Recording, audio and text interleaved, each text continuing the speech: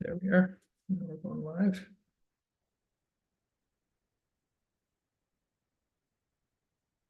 Welcome to Life Giving Leaders.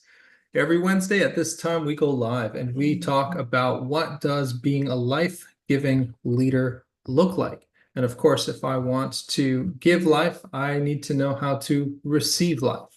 And so what are the things that I'm doing to build and sustain my energy? What are the things that I'm doing to help others build and sustain their energy? How do we create environments that are life-giving, where people can be productive and make an impact in the workplace, while at the same time showing up as their fully authentic selves, building those meaningful relationships and growing in their respective goals as well. So today we are going to talk about how to connect to the bigger picture, leading in context.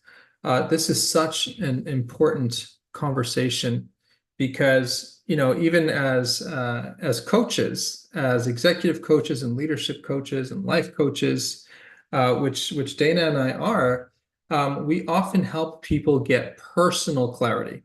So we do a lot of work with helping you get really clear on your personal vision, your personal why, your true north, so to speak.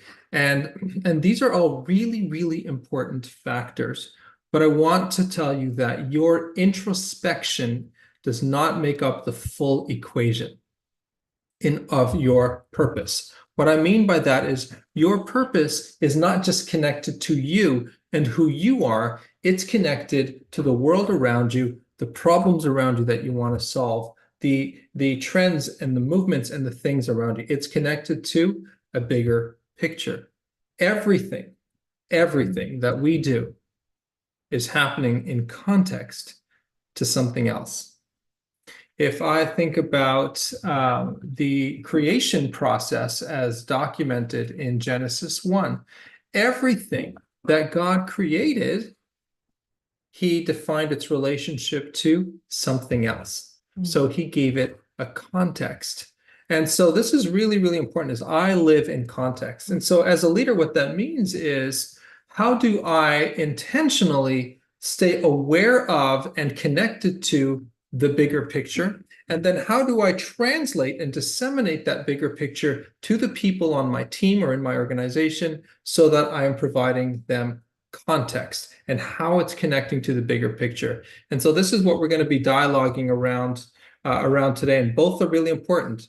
I, as a leader, am personally staying exposed to the bigger picture. And I'm also bringing that context to my teams. So the bigger picture is a really broad term, right? You got to define what that means, what your context is. But this is where we really want to speak to some of these matters. Each of us were created for a specific purpose. There's something that you can do better than anybody else in the world. There's something that is on your heart's cry more than anything else. And, it can be the thing that makes you the most angry when you see it done wrong and you just want to solve it, and all of these different things. And honestly, in order to stay in the game, especially at all, just in our own lives, but at all times, especially in leadership roles, I mean, there's no point to leadership. It's true. Outside of making the world a better place, outside of solving the bigger context. We might have our own goals within that, which is great, financial goals, whatever those goals are, but they're not going to be enough to hold you when the going gets tough. It's even true in your personal life. If you don't have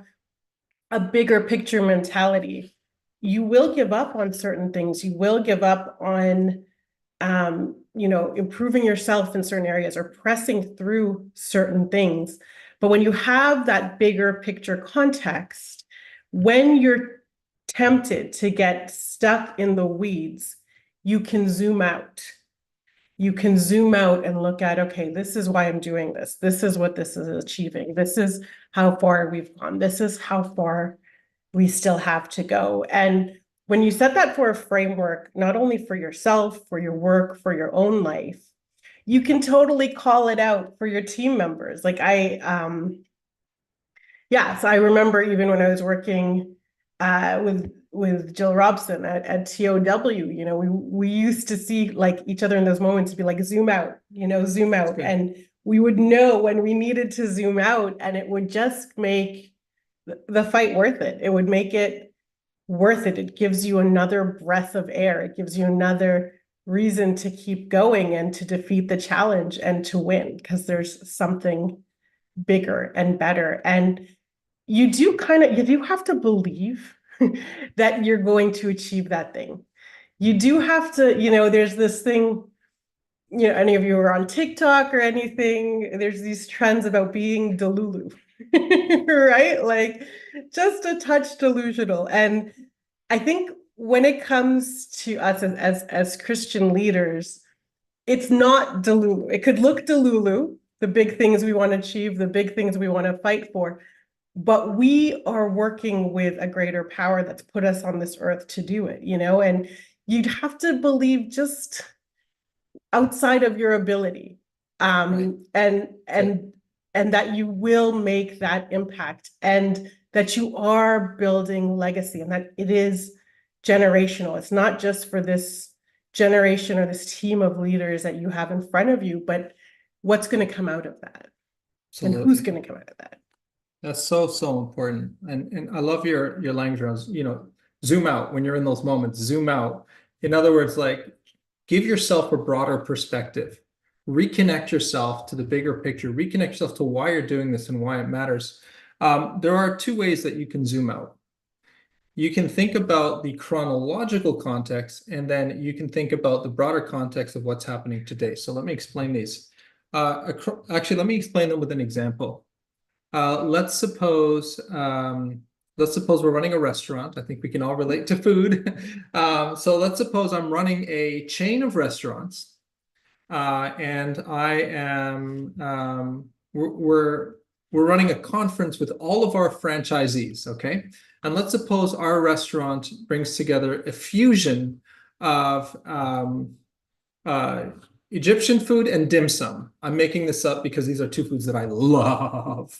All right. Egyptian dim sum fusion franchisees are in the room, and this is our business. And let's suppose our business has been thriving. We have enjoyed 18 consecutive quarters of growth. All right. And everybody's making lots of money, and we are humming.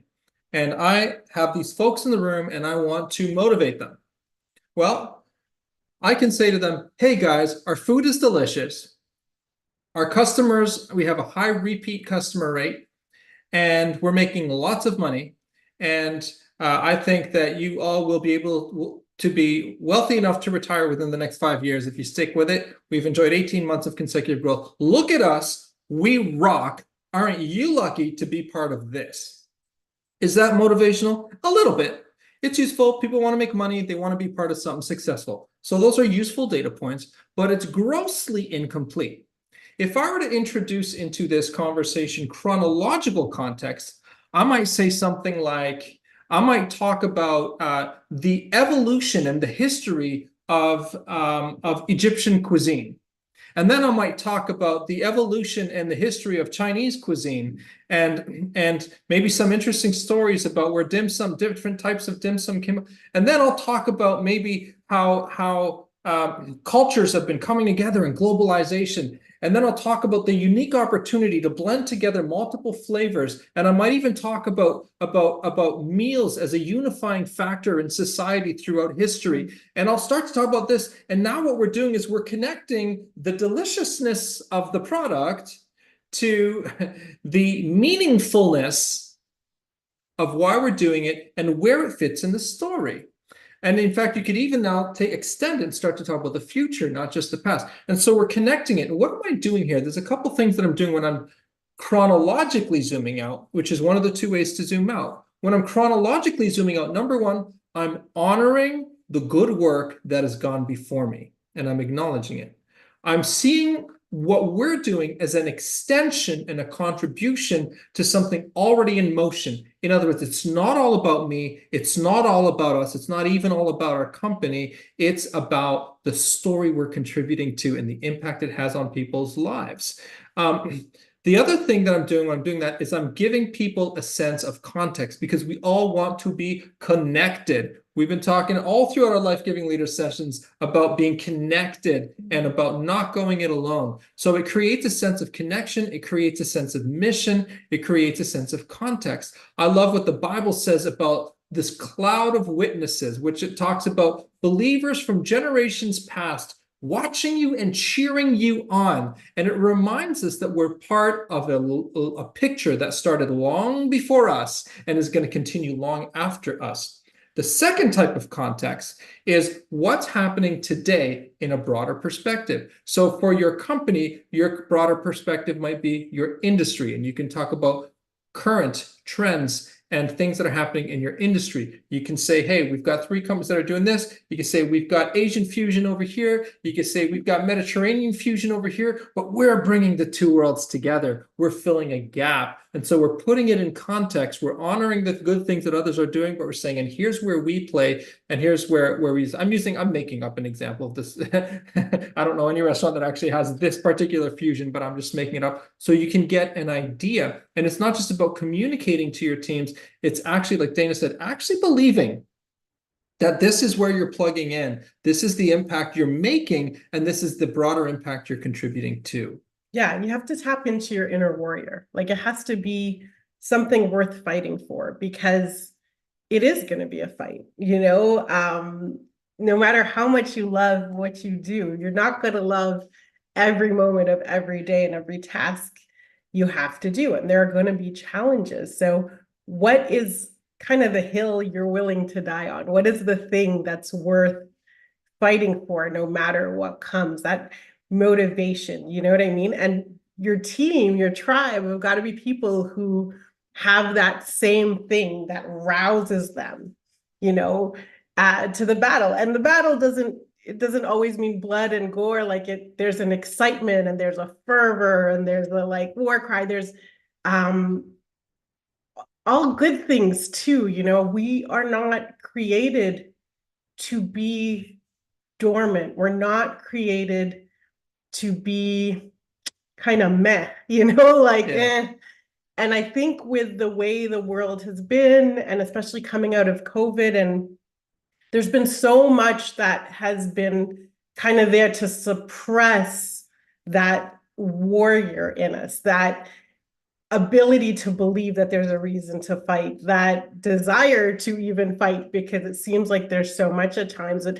But there is something that you individually were created to defeat. And there are others who were created with that same passion, with that same fire, with the different giftings, but the same passion. So, when you come together as a team and you're doing that together and you're honest with each other and you're spurring each other on, you can really make it through anything, and you can see those big victories and you can make those big changes and you can set up the next generation for the big changes. Part of the big picture at this time in history is this aspect of succession. Like we're at a time now when so many people, like the next generation who's built up the next generation, the past, there's a generation right now that has built so much up, that has done so many great things. And there's so many of them that are just on the verge now of needing successors that will fight the same fight, that will take it further, that will do even more than they did before. And this is part of the big picture. So, Yeah. We've had a lot of conversations around this and what this can look like. So, what are your thoughts on that? Well, I'm just thinking about this aspect of a multi-generational perspective. Yes.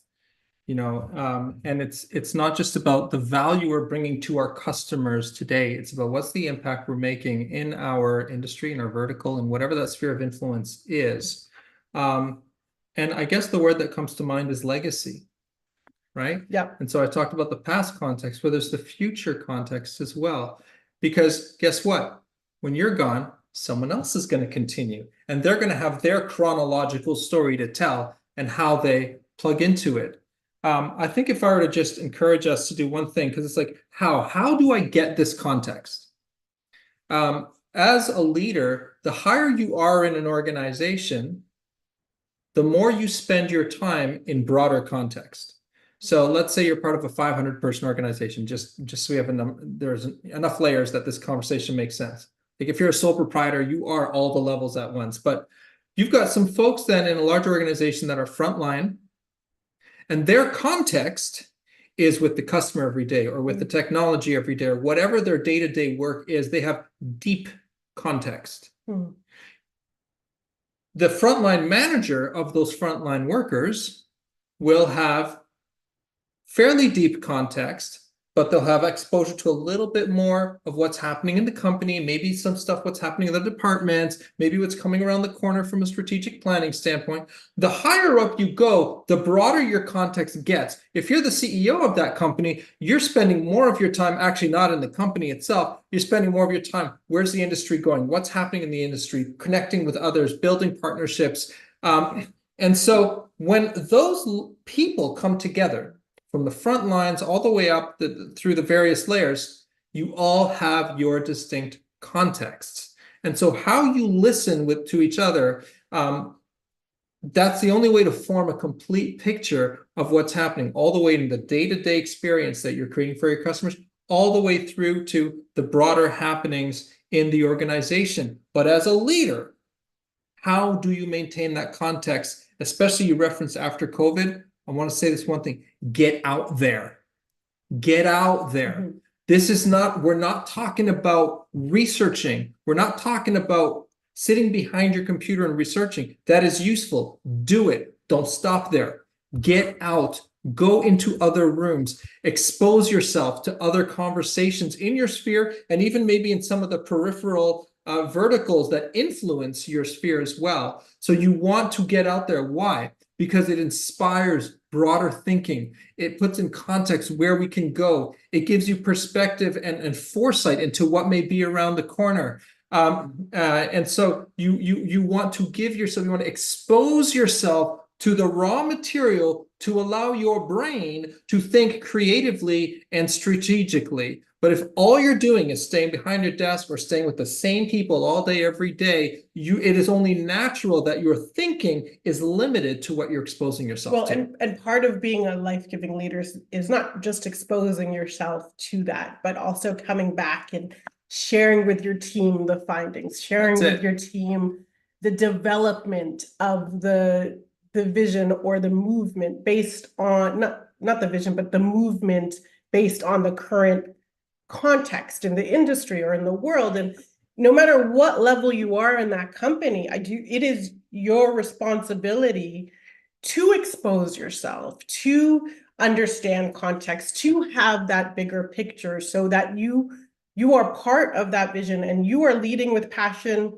no matter what your title is, because this is, we are created for purpose. We are created for meaning. We are created to be together, to do things that are great. You are created for greatness. Each and every one of you know that. A lot of frustration we experience in this lifetime is when we don't feel we're achieving that greatness. So continually connecting ourselves to the bigger picture and how we fit into it and how our team or our organization or our leader or our team members under us, whatever that looks like in your context, is you connecting yourself to that and being able to zoom in and zoom out as you need to on a day-to-day purpose, like basis, on a day-to-day basis, to connect yourself to that bigger purpose, to see what you are achieving and accomplishing as an individual, but as a community, as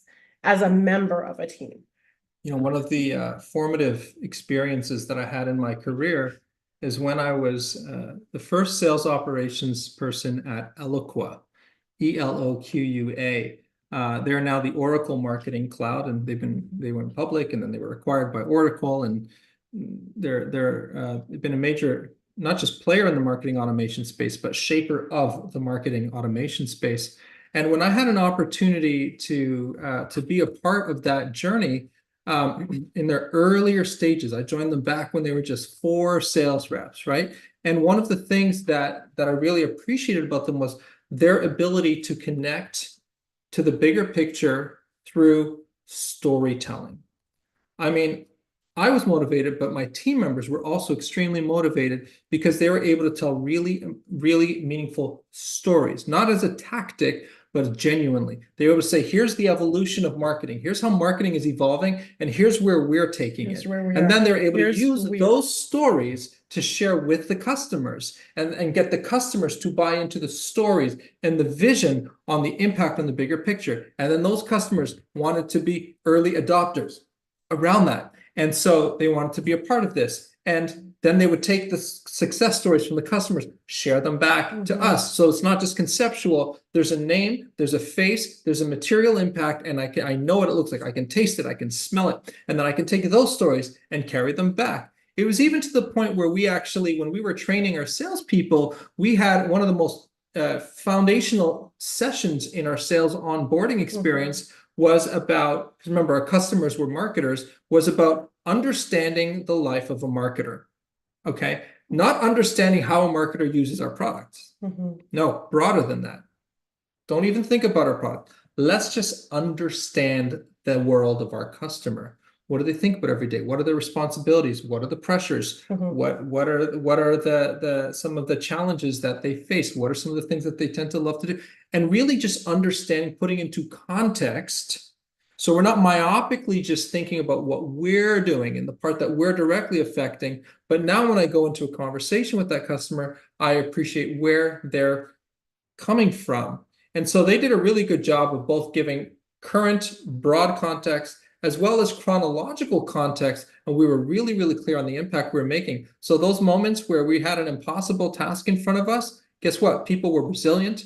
They were perseverant. Why? Because they believed in the thing, like what you said, that they were fighting for. And those stories in that context was able to constantly reawaken that inner warrior. Stories are so, so important. We are wired by stories. We love to watch movies that are great stories. We love to watch great hero movies or romance movies or whatever kind of movie you like. We love a good story, and seeing ourselves and our team as part of the story, and how do we fit into the bigger story, not the story about, how you feel today or how, but the story of history, the story of the world today, the story of how this is going to change that and what it's going to do for previous generations.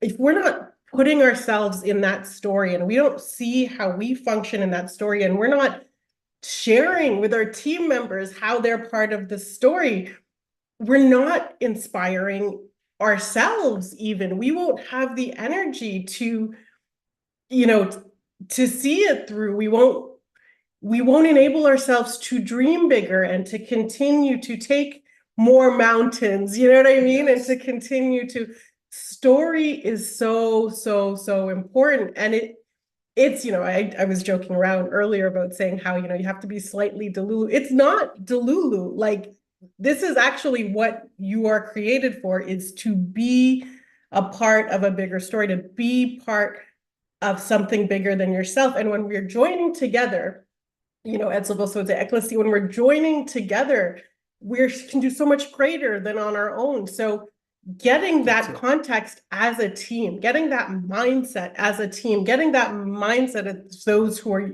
even your clients and your customers and your, like, this is how we influence the world. Now more than ever, it's always been true that strategic partnerships are an important part of business strategy, but I'm seeing a major momentum of the intentionality behind strategic partnerships and how companies are going to market.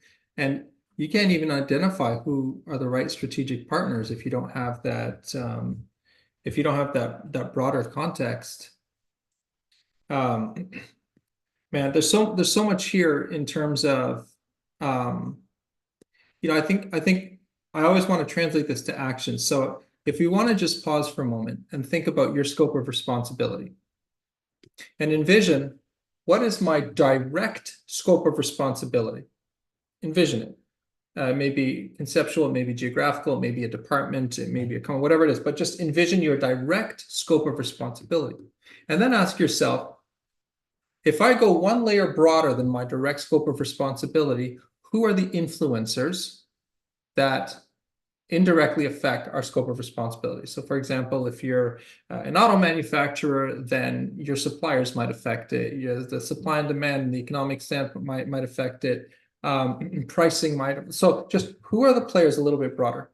And then go one more layer than that. Who are the players a little bit broader than that? What are some of the trends that can happen? And as you go broader and broader, your sphere of influence and your scope of control is actually loosening. But if you just kind of go through that thinking and then ask yourself, what am I doing to intentionally stay learning about how things are evolving in each of those circles? How am I staying and especially if you're not on the front lines, then you also want to take the circle deeper. You want to take in both directions. How am I staying close to the customer? How am I keeping abreast of the day-to-day culture and experience of my employees? And so you're asking yourself these questions. How am I staying abreast? You can't be everywhere all at once. Sometimes you have others that are there and you're intentional about pulling from them and learning from them. Fine, then you embed that in part of your cadence. So maybe you need to go to an annual conference, or you just need to set aside 15 minutes a day for reading, plugging into different resources, blogs, podcasts, whatever. The point is, you need to be intentional about it. It's not going to happen by accident, and you're not going to stay aware by peeking your head out every now and then ad hoc. How am I intentionally staying smart? Mhm. Yeah, and don't be afraid to change that too.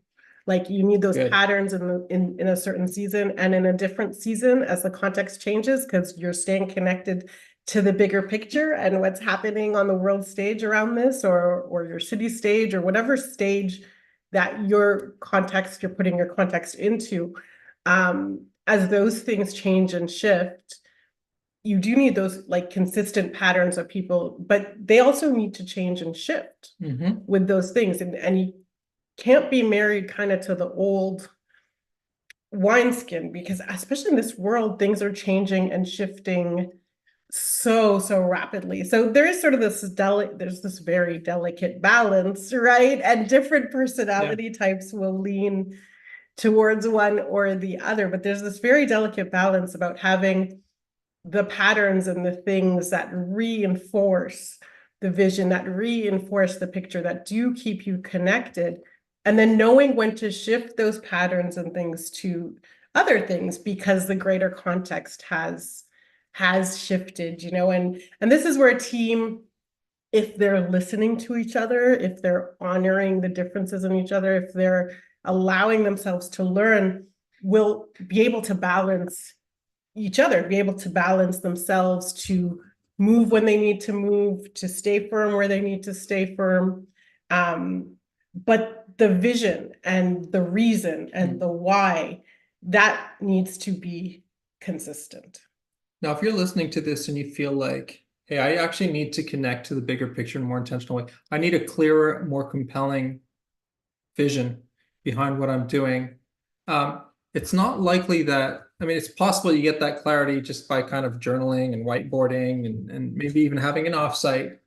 But I know even for us, as we've been asking some of these questions, we had meetings, we talked, we shared, that was all great.